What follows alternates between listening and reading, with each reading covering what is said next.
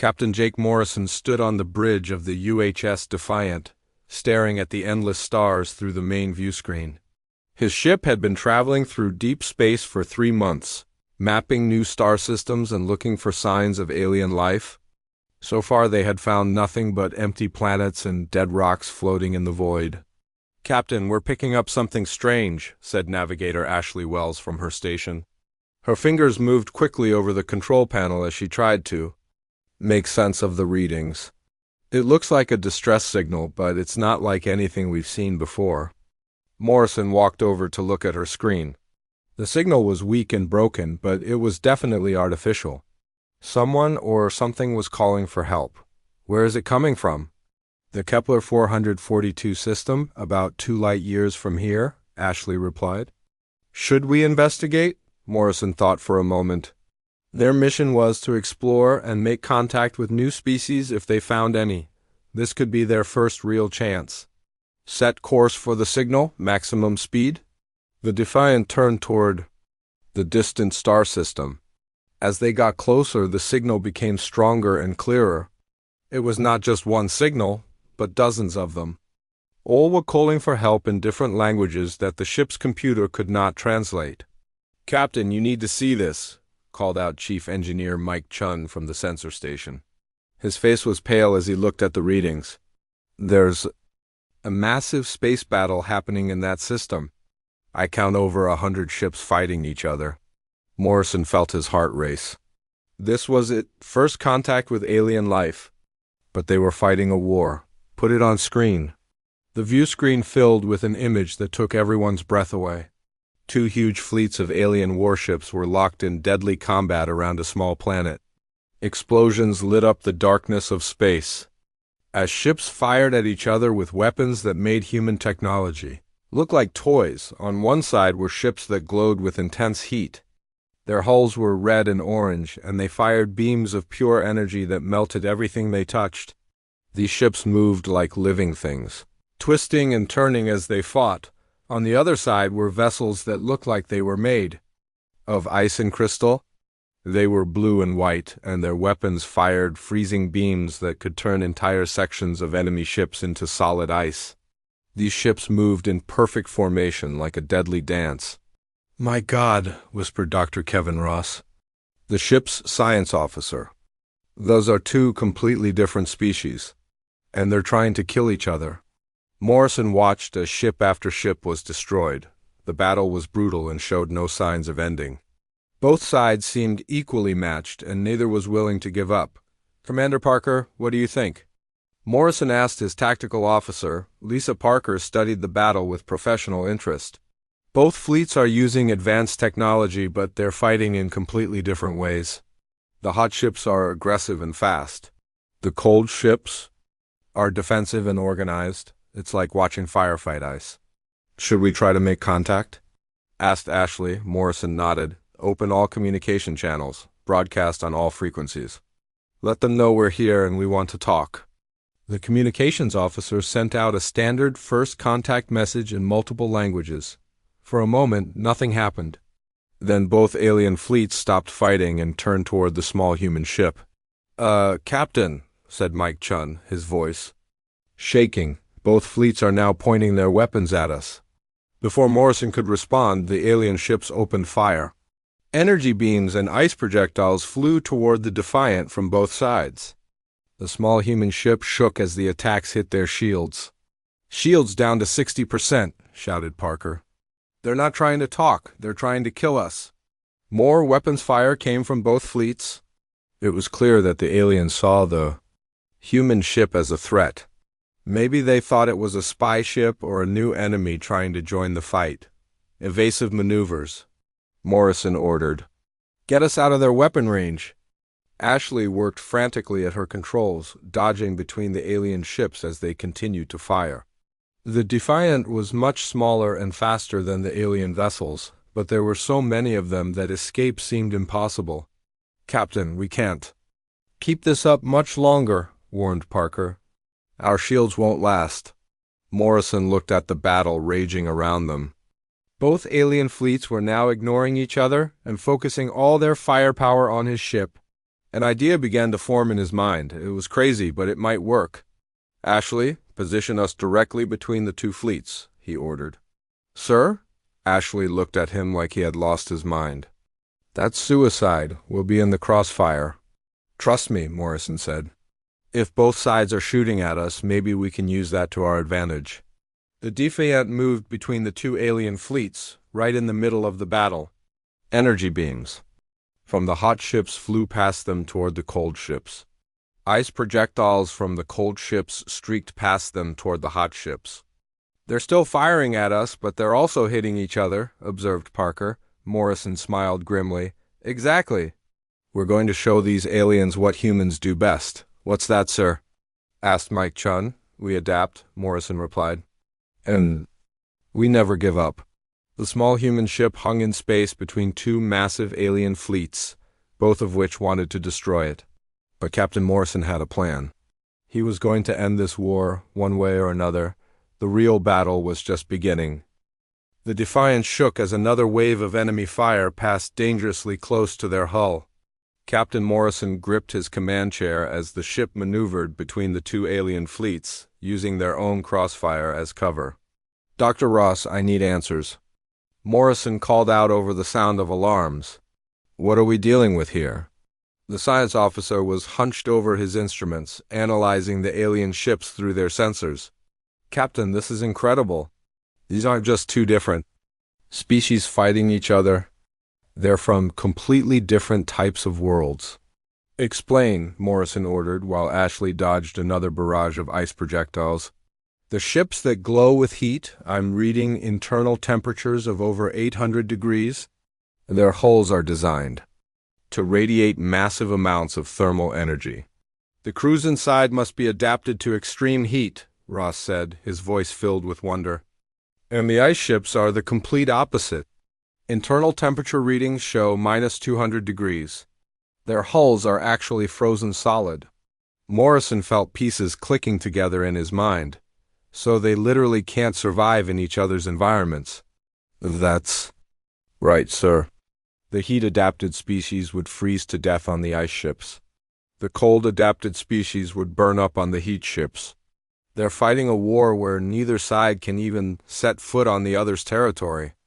A massive explosion lit up the view screen as one of the ice ships broke apart under concentrated fire from three heat ships.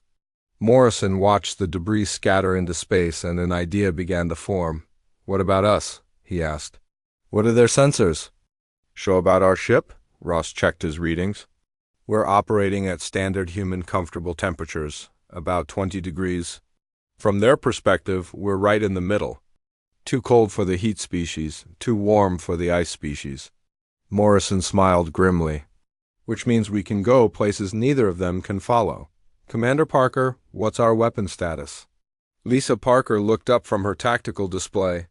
We've got standard kinetic projectiles and plasma weapons. Nothing as advanced as what these aliens are using, but our weapons are functional. Target the nearest heat ship. Let's see how they handle our primitive human technology. The Defiant fired a burst of kinetic rounds at one of the smaller glowing vessels. The projectiles struck the alien ship's hull and punched straight through the superheated armor. The heat-adapted ship spun out of control, venting atmosphere and energy. Dark hit, Parker announced, surprised. Their armor is designed to resist heat weapons, but it's weak against physical projectiles, Morrison nodded. Now, try the plasma. Weapons on one of the ice ships.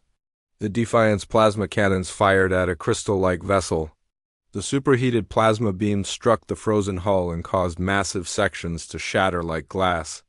The ice ship began to list to one side, its perfect formation broken. The ice ships can't handle concentrated heat, Parker reported. Their armor is tough against cold weapons but vulnerable to our plasma. So our weapons work against both of them because we fight in the temperature range they're not adapted to, Morrison realized. Mike, how are our engines? Chief Engineer Mike Chun looked up from his station. Running at maximum efficiency, sir. We're faster and more maneuverable than either alien design. Their ships are built for their specific environments, not for versatility. Morrison felt a surge of hope. Humanity's greatest weakness in space might actually be their greatest strength. They needed complex life support systems and moderate temperatures to survive, but that meant they could adapt to situations where the specialized aliens couldn't. New strategy, Morrison announced. We're going to hit and run. Strike at both fleets, then use our speed to get away before they can coordinate a response. For the next hour, the Defiant danced between the two alien fleets like a deadly ghost. They would appear suddenly, fire at both sides, then disappear into the maze of wreckage and debris. The human ship was too small and fast for the larger alien vessels to track effectively. The aliens began to realize they were being hunted by something they couldn't catch. Ships from both fleets started breaking off from their main battle to chase the human vessel, but the Defiant was always one step ahead. "Captain," Ashley called out, "I'm seeing something on long-range sensors.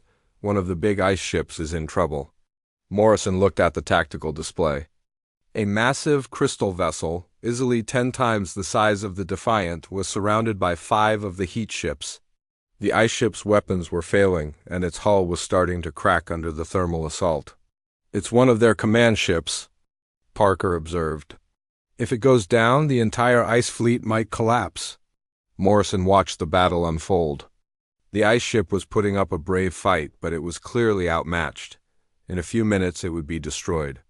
"Sir," Mike Chun said quietly, "we could help them." "Help them?" Morrison asked. "They've been trying to kill us for the past 2 hours. Yes, sir, but think about it.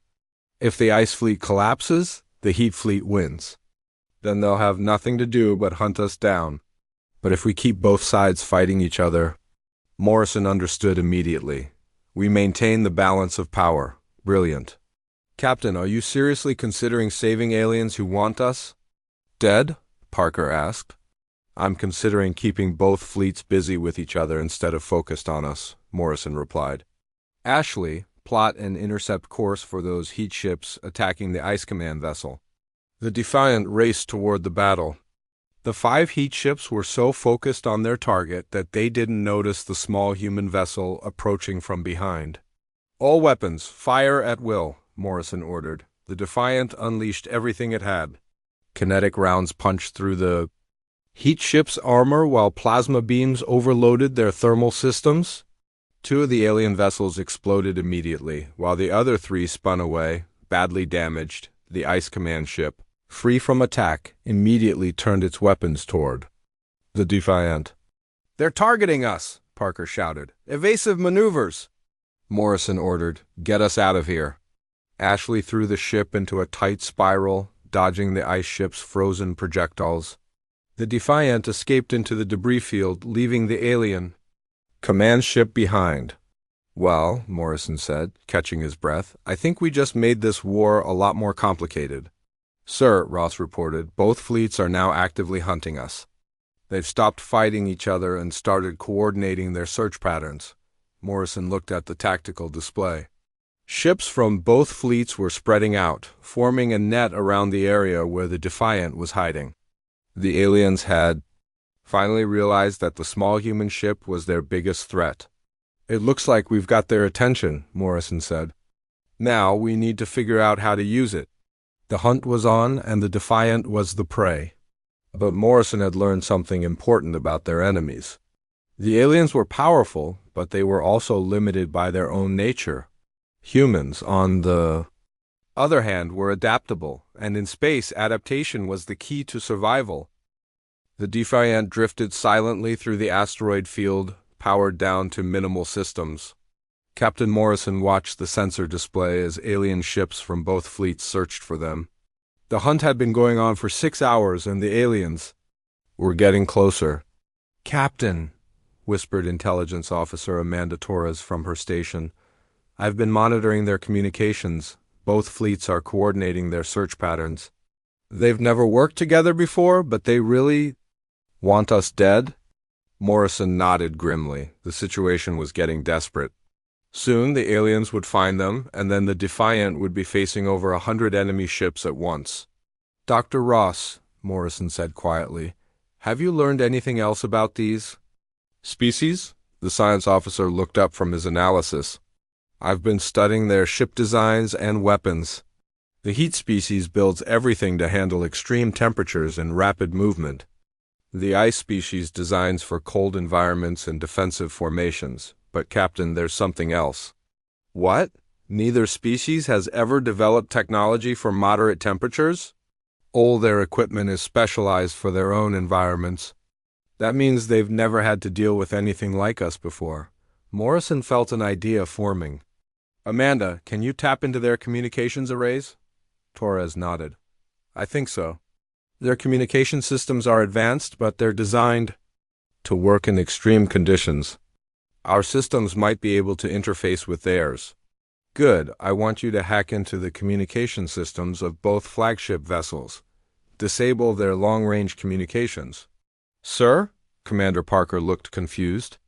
Why would we want to cut off their communications? Morrison smiled. Because if they can't talk to their fleets, they'll have to talk to us. Torres worked at her station for 20 minutes, her fingers flying over the controls. Finally, she looked up. I'm in, Captain. I can disable the communications on both flagships, but it will only last for about an hour before they can repair the damage. Do it. Across the star system, the massive flagship of the Heat Fleet suddenly went quiet. At the same time, the Crystal Command ship of the Ice Fleet lost all contact with its vessels. Both flagships found themselves cut off from their own forces. Now, Morrison said, open a three-way communication channel. Let's have a talk. The main view screen split into 3 sections. On the left was the bridge of the Heat ship, filled with reptilian creatures that glowed with their own internal fire. On the right was the ice ship's command center, where crystalline beings moved with perfect precision. In the middle was the human bridge of the Defiant. The Heat ship's commander spoke first, his voice like grinding stone. You are the ones who have interfered with our battle. You will surrender immediately or be destroyed. The ice ship's leader was equally hostile, her voice like breaking glass. Your vessel has committed acts of war against both our fleets. You will face justice. Morrison held up his hand. My name is Captain Jake Morrison of the United Human States ship Defiant. Before you make any threats, I suggest you listen to what I have to say. Your lives may depend on it. The alien commanders looked skeptical, but they didn't cut the communication. You've been fighting this war for how long? Morrison asked. 317 years, the Heat commander replied. 322 years, the Ice commander corrected. And in all that time, have you ever wondered why you've never been able to defeat each other completely? Morrison asked. The aliens looked at each other through the screen. It was clear they had never considered this question. I'll tell you why, Morrison continued. Because someone has been making sure this war never ends. Someone has been supplying both of you with just enough weapons and technology to keep fighting, but never enough to win. Impossible, the Ice commander said. Our weapons are our own design, are they? Morrison nodded to Amanda Torres, who began displaying data on the screen. Our intelligence officer has been analyzing your equipment. Show them, Amanda. Torres displayed technical specifications and weapon designs. Both fleets are using technology that's similar in advancement level, but different in application. The heat weapons are designed to counter ice defenses, and the ice weapons are designed to counter heat defenses. It's like someone studied both species and gave each side exactly what they needed to hurt the other. Furthermore, Morrison added, we've detected traces of manufacturing techniques that don't match either of your species' capabilities. Someone else has been building your weapons. The alien commanders were silent for a long moment. Finally, the Heat commander spoke. Who would do such a thing? Someone who benefits from your war, Morrison replied. Someone who wants both of your species to weaken each other so they can move in and take over. You have proof of this accusation? The Ice commander asked. Before Morrison could answer, alarms began blaring on the Defiant's bridge. Ashley Wells spun around from her navigation station, her face pale. Captain, we've got new contacts entering the system. 20 ships, unknown. Configuration, Morrison looked at the tactical display. The new ships were sleek and predatory, unlike either the Heat or Ice vessels. They moved with military precision toward the asteroid field where the three flagships were hidden. "Amanda, are you getting anything from these new ships?" Torres checked her instruments. "They're scanning the area, looking for something." "And Captain, their weapon signatures match the manufacturing techniques we found in the alien weapons." Morrison felt his blood run cold. "Put them on screen." The view screen showed the approaching fleet. The ships were dark and angular, bristling, with weapons that looked like they were designed to fight multiple types of enemies at once. "Those are hegemony ships," the Heat Commander said, his voice filled with anger. "They are slavers and conquerors. They destroy entire worlds." "They have been watching our war," the Ice Commander realized. "Waiting for us to destroy each other," Morrison saw his chance. "They've been playing both sides. Selling weapons too. Keep you fighting while they prepared to invade. Now they're here to finish what they started." The hegemony ships began targeting the area where the three flagships were hiding. Energy beams lanced through the asteroid field, vaporizing rocks and debris. "They found us," Parker reported. "All three ships are being targeted." Morrison looked at the alien commanders on the screen. "You can keep fighting each other and let the hegemony destroy you both, or you can work together and maybe survive this." "What's it going to be?" The Heat Commander bared his teeth. "The enemy of my enemy is my ally," the Ice Commander nodded. "For now we share a common foe." "Good," Morrison said, "because here they come." The hegemony ships opened fire on all three flagships simultaneously. The Defiant's shields flared as enemy weapons struck their hull. On the split screen, Morrison could see both alien bridges shaking under the assault. "All ships, evasive maneuvers," Morrison ordered. "Let's show these hegemony bastards what happens when they mess with three different kinds of stubborn." For the first time in over 3 centuries, ships from the Heat Fleet and Ice Fleet moved to defend each other. The Defiant flew between them, its weapons adding to the combined firepower of its new allies. The real war had just begun, and humanity had just gained 2 of the most dangerous allies in the galaxy. The combined fleet of human, heat, and ice ships regrouped near the outer edge of the Kepler 442 system. Captain Morrison stood on the bridge of the Defiant, watching as alien engineers worked alongside his crew for the first time in human history. "This is remarkable," Dr. Ross said, monitoring the exchanges happening across all 3 fleets. "The heat species calls themselves the Vorthok, and the ice species are the Glaciari. They've been sharing technical data for the past 4 hours. Morrison nodded, watching the tactical display. "What have they learned?" "The Vorthok have been teaching us how to boost our plasma weapons using their thermal technology.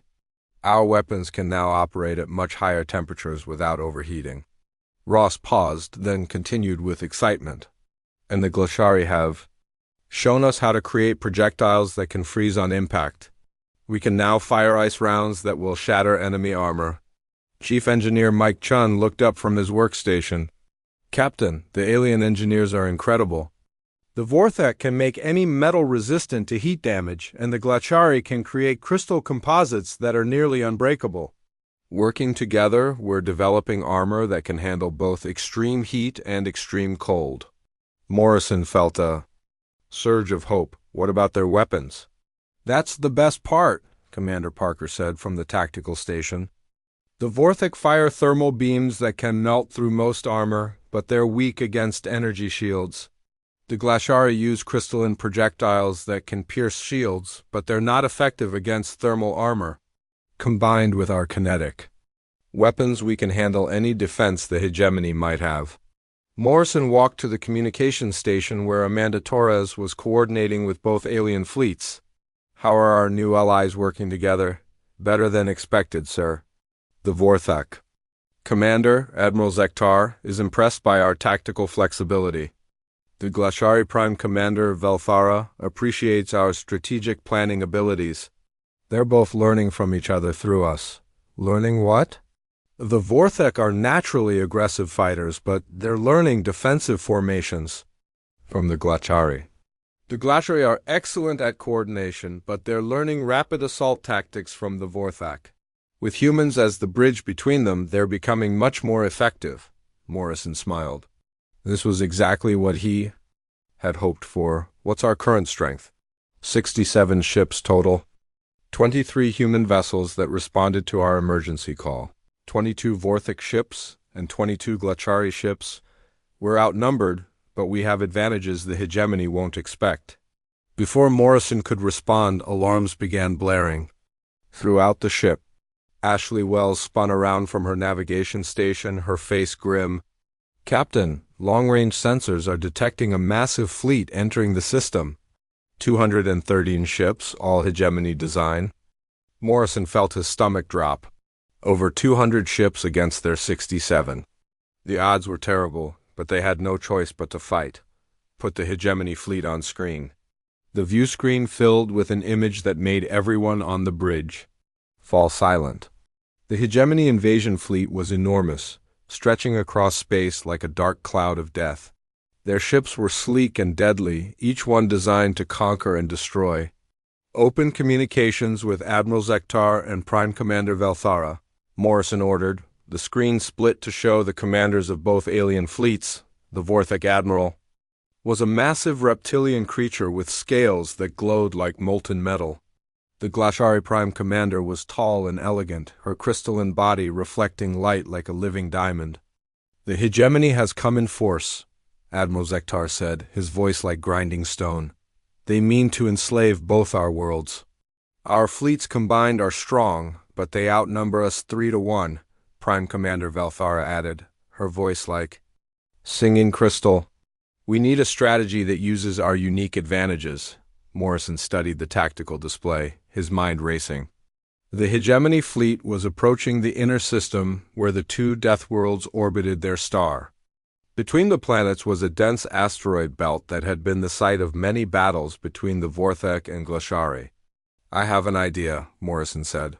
"But it's going to require all three of our fleets to work together perfectly." "Speak your plan, human captain," Admiral Zektar said. Morrison pointed to the tactical display. "The hegemony expects us to meet them in open space where their superior numbers will overwhelm us.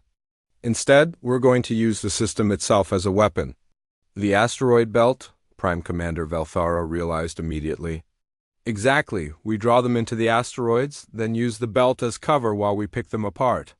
The Vorthek can superheat asteroids and turn them into molten projectiles. The Glachari can freeze space debris and create ice barriers. Humans can use our mobility to coordinate attacks from unexpected angles." Admiral Zektar bared his teeth in what Morrison hoped was a smile, a trap within a trap. "The hegemony will expect us to fight like we always have. They will not expect cooperation." "But there's more," Morrison continued. "If we can lure them close to your homeworlds, we can use the planets themselves as weapons. Infernus is a volcanic world with extreme heat. Cryos Prime is a frozen world with extreme cold. Any hegemony ships that get too close will be destroyed by the planetary conditions." Prime Commander Velthara nodded slowly. "The hegemony has studied our war, but they have never faced the full fury of our Deathworlds. They think they understand us, but they have only seen us fight each other. So we let them think they're winning," Morrison said. "We retreat toward the inner system, making it look like we're running scared. When they follow us into the asteroid belt, we spring the trap." "And if the trap fails?" Admiral Zektar asked. Morrison met the alien commander's glowing eyes. "Then we make our last stand on your homeworlds, where every rock and every breath of air is a weapon against invaders." The three commanders stared at each other across the communication link. They were about to attempt something that had never been done before. Three completely different species working together in perfect coordination against a superior enemy. "It is decided," Prime Commander Velthara said. "The combined fleet will follow Captain Morrison's strategy." "Agreed," Admiral Zektar rumbled. "The human captain will coordinate our battle plan." Morrison felt the weight of responsibility settle on his shoulders. He was now commanding the largest multi-species fleet in known history, and the fate of two entire worlds depended on his decisions. "All ships, prepare for battle," Morrison announced.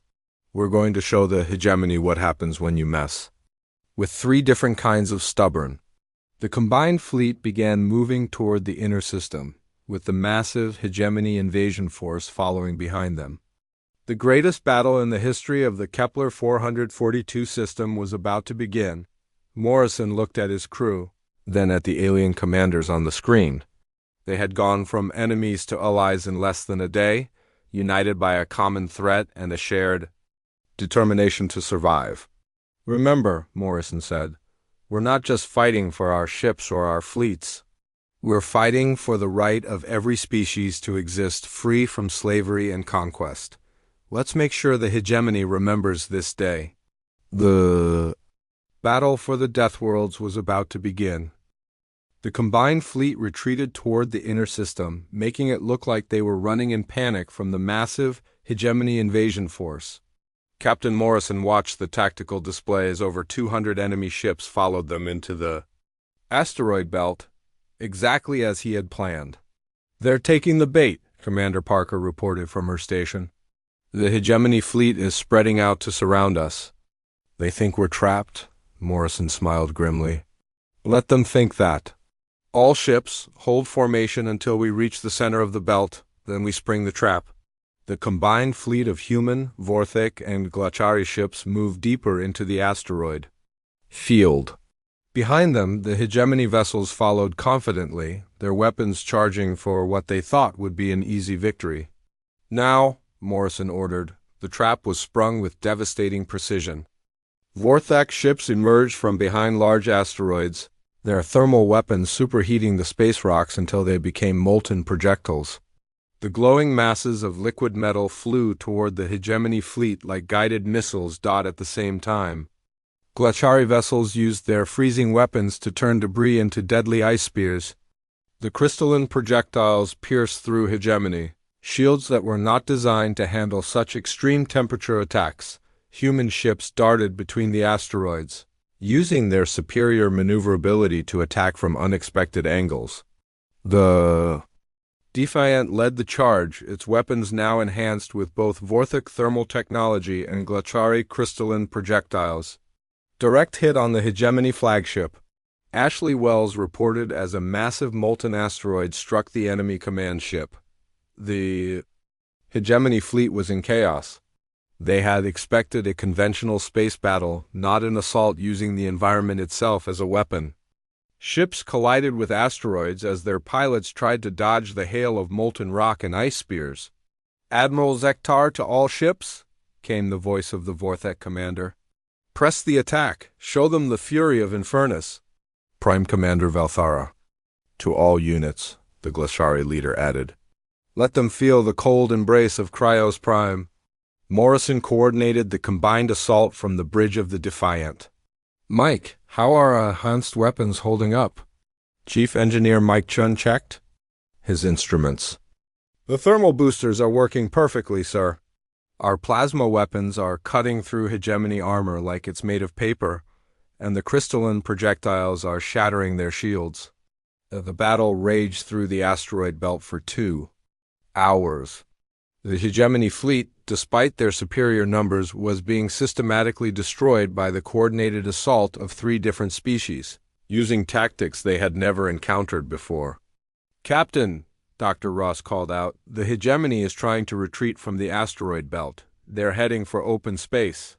Morrison nodded. "Let them go. Phase 2 of the plan. All ships pursue the enemy toward the inner planets." The combined fleet chased the retreating hegemony vessels toward the 2 Deathworlds. Morrison had counted on the enemy trying to escape the asteroid trap, and now they were flying directly into an even deadlier trap. "Hegemony ships are approaching Infernus," reported Amanda Torres. "They're trying to use the planet as cover." Morrison opened communications with Admiral Zektar. "Admiral, your homeworld is about to have uninvited guests." The Vorthek commander's laugh sounded like grinding metal. "Let them come. Infernus will welcome them." The hegemony ships that approached the volcanic world quickly discovered their mistake. The planet's extreme heat and radiation overwhelmed their cooling systems.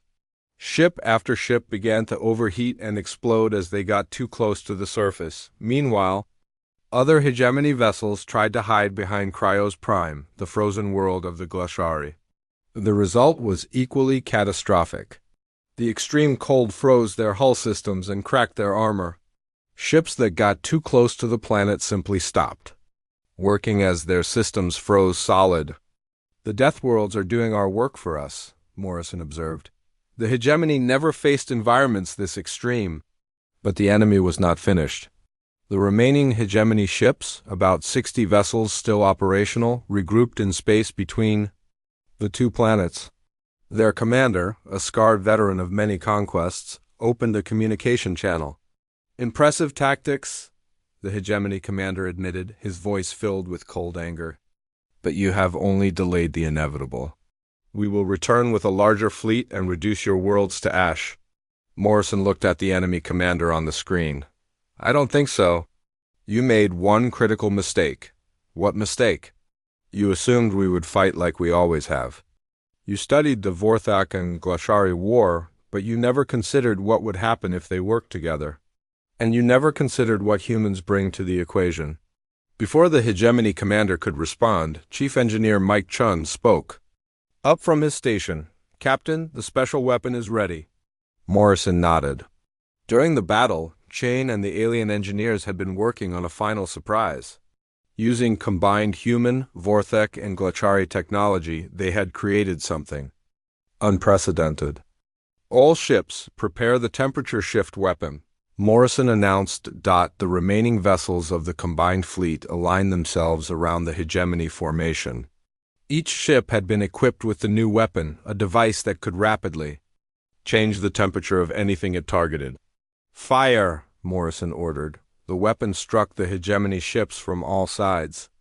In seconds, the enemy vessels went from normal operating temperature to extremes they could not handle. Some ships were flash frozen, their crews unable to function in the sudden cold. Others were superheated, their systems overloading from the thermal shock. The remaining hegemony fleet was destroyed within minutes. Not a single enemy ship survived to carry word of the defeat back to their empire. Morrison looked at the tactical display, now showing only friendly contacts. The battle was over, and against all odds, they had won. Open communications with Admiral Zektar and Prime Commander Velthara. Morrison requested. The alien commanders appeared on the screen, both looking as exhausted as Morrison felt. "The hegemony threat is ended," Admiral Zektar said. "For now." "But they will return," Prime Commander Velthara added. "The hegemony does not forget defeats." Morrison nodded. "Then we'll be ready for them. All three of us working together." 6 months later, Morrison stood on the observation deck of the new Joint Command Station orbiting between Infernus and Cryos Prime. The Vorthak and HFY had officially ended their 300-year war and established a permanent alliance with humanity. The station was a marvel of combined engineering. Sections designed for Vorthak could handle extreme heat, while HFY areas maintained sub-zero temperatures. Human sections provided moderate environments where all three species could meet and work together. "Admiral Morrison," came a voice behind him. He turned to see Dr. Ross approaching with a datapad. "How are the new joint projects proceeding?" Morrison asked. "Beyond our wildest expectations," Ross replied. "The Vorthak are teaching us thermal engineering that will revolutionize our energy systems. The HFY are sharing crystalline technology that will make our ships nearly indestructible. And both species are learning from human adaptability and strategic thinking." Morrison looked out at the stars, where mixed patrols of human, Vorthak, and HFY ships kept watch for any sign of returning hegemony forces. "You know what the best part is?" Morrison said. "What's that, sir?" "We proved that different species don't have to fight each other. We proved that working together makes us all stronger than we could ever be alone," Ross smiled. "The hegemony learned that lesson the hard way," Morrison nodded. "The galaxy was a dangerous place, filled with hostile species and aggressive empires. But now there was something new, an alliance between three completely different types of beings, united not by similarity but by their shared determination to remain free. The war between two death worlds was over. The real work of building peace had just begun."